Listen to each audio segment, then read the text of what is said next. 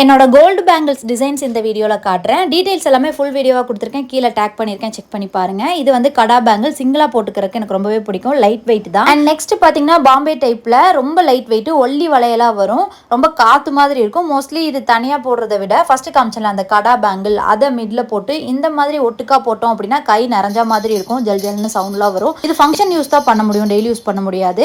And இது வந்து பார்த்தீங்கன்னா நல்ல கனமாக உள்ள பிளாஸ்டிக் வளையம்லாம் அட்டாச் பண்ணி சாலிடாக இருக்கக்கூடிய பேங்கிள் டெய்லி யூஸ் பண்ணிக்கலாம். ஒன்று போட்டுக்கலாம். ரெண்டு ஒட்டுக்கா போட்டாலும் நல்லாயிருக்கும்.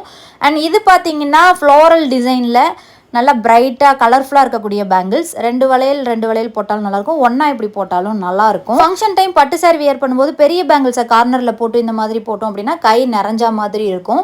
எல்லா பேங்கிள்ஸையும் நான் கலந்து போட்டு காமிக்கிறேன். எப்பயுமே லைட் வெயிட் பேங்கிள்ஸை மிடில் போட்டு கனமான பேங்கிள்ஸை கார்னரில் போட்டோம் அப்படின்னா நல்ல ஒரு சப்போர்ட் இருக்கும். இந்த மாதிரி கோல்டு ரிலேட்டடான வீடியோக்கு நம்ம சேனலை சப்ஸ்கிரைப் பண்ணி சப்போர்ட் பண்ணுங்கள். பாய்.